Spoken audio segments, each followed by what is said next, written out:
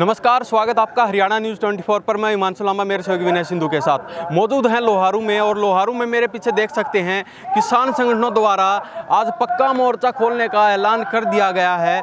जो फसल बीमा कंपनी द्वारा 2024 में खरीफ फसल के जरिए जो फ्रॉड किया गया था किसानों के साथ 350 करोड़ का, उसको लेकर आज किसान यहाँ पर इकट्ठा हुए हैं और यहाँ पर मीटिंग की जाएगी और मीटिंग में पक्का मोर्चा खोलने का ऐलान भी किया जाएगा। तो सबसे पहले हम आपको ओम प्रकाश कॉमरेड का संबोधन सुनवाते हैं, वो क्या कुछ कहते हैं। पूरे जिले के किसान साथियों, सबसे पहले तो हमारा जो 350 करोड़ का घोटाला हुआ है वो बिल्कुल क्लियर है।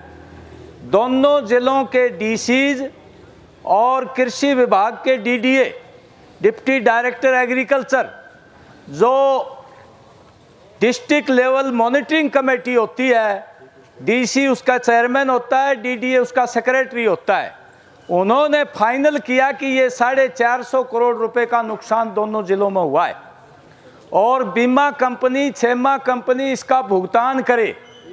ये स्टेट के ऊपर बीमा कंपनी को बता दिया। समय रहते बीमा कंपनी ने कोई ऑब्जेक्शन नहीं किया, लेकिन उसके बाद एक खेल खेला गया। उन्होंने देखा भाई बीमा कंपनी का तो बहुत दायित्व बन गया ये। उन्होंने फिर state level technical advisory committee, जिसकी 3 साल की टर्म होती है, वो 1 अगस्त 2021 को बनी थी और वो जो ने 1 अगस्त 2024 को उसकी टर्म पूरी होगी 3 साल।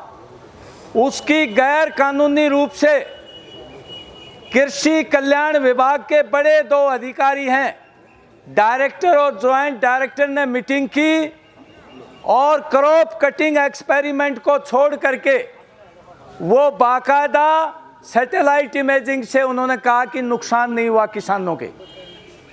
और यहाँ जो डिस्ट्रिक्ट लेवल मॉनिटरिंग कमेटी की, उसमें कोई राय नहीं थी।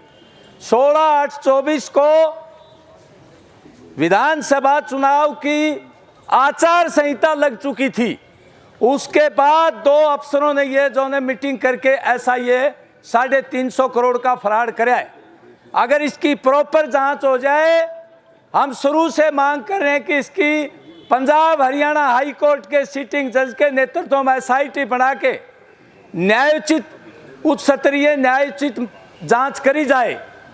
तो अकेले ये 2 अफसर नहीं मिलेंगे, उसमें सरकार के आदमी भी मिलेंगे, क्योंकि कंपनी ने सोचा 20-30 करोड़ रुपए बांट देंगे, कम से कम हमारे 300 करोड़ तो बचेंगे, 50 करोड़ इन लोगों को दे देंगे।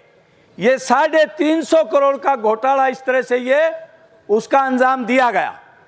अब हमारे किसान सोचते हैं कि भाई सरेआम घोटाला कर दिया और हमारी जो राज्य सरकार है बीजेपी की, ऊपर केंद्र में बीजेपी की सरकार है, आजकल तो भाई ये नगर परिषद और ग्राम पंचायत के लेवल पर भी उनकी सरकार बनी हुई है, ट्रिपल इंजन सरकार है। और वो हमेशा हमारे राज्य के मुख्यमंत्री हों, प्रधानमंत्री हों और मंत्री हों, सबसे पहले भाषण देते तो उनकी एक ही बात होती है कि भाजपा भ्रष्टाचार को 0 टॉलरेंस पर स्वीकार करती है। यानी मतलब भ्रष्टाचार स्वीकार नहीं किया जाएगा। ये तो सरेआम भ्रष्टाचार है भाई। 350 करोड़ किसानों की जेबों पर डाका डाल दिया छेमा कंपनी ने। और जब ये आंदोलन शुरू किया, तमाम किसानों ने, किसान सभा ने, संयुक्त किसान मोर्चा ने, तब यहाँ के कृषि मंत्री, पूर्व कृषि मंत्री और बाद में वित्त मंत्री और विधायक लोहारू के, इन्होंने भी बोला कि छेमा कंपनी ने बहुत बड़ा फराड कर दिया है किसानों के साथ। मैं मुख्यमंत्री से बात करूंगा और ये किसानों को पैसा मिलना चाहिए। अच्छी बात है, लेकिन उसके बाद वित्त मंत्री जी नहीं बोले, पता नहीं क्या बात हुई। हम तो ये कहते हैं भाई उनकी सरकार है, ये पैसा किसानों को भाजपा के मुख्यमंत्री पर दबाव दे के किसानों को दिलाने चाहिए। यहाँ का विधायक ने भी कुछ बात विधानसभा में रखी।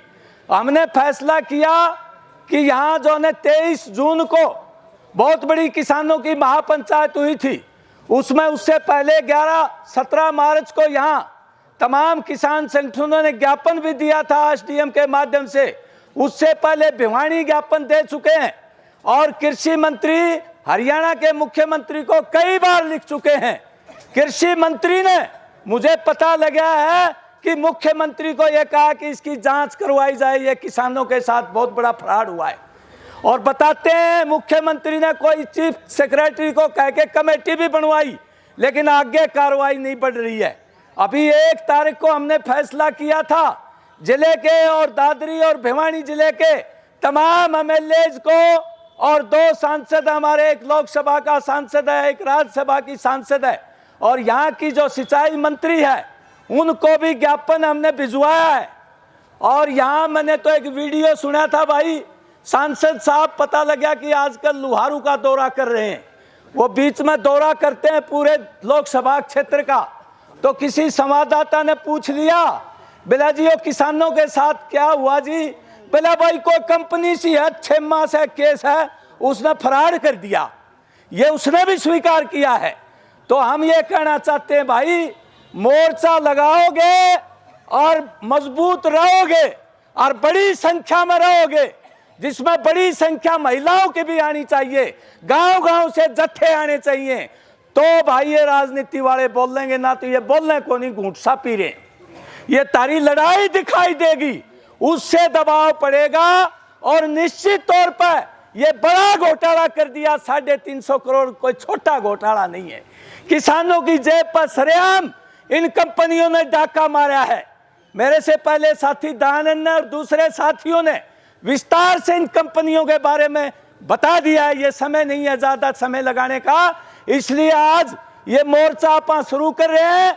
भाई इसको कामयाब करना है और आने वाले हमारे युवा पीढ़ी ये कहेगी कि भाई हमारे बुजुर्ग लड़े, और जो गैर कानूनी काम, भ्रष्टाचार किसानों के साथ नहीं चलेगा। ये आंदोलन अगर हम जीत गए तो बहुत बड़ा आत्मविश्वास किसानों के अंदर पैदा होगा। किसान जमात आने वाले टाइम में अपने शोषण के विरुद्ध, और जो आज चुनौतियां उसके सामने, मैं ज्यादा चर्चा नहीं करूंगा। और भी हमारा मुआवजा भी है पूरे दोनों जिलों का 450 करोड़ के आसपास, ये 2023 का है, रबी फसल का 22-23 का।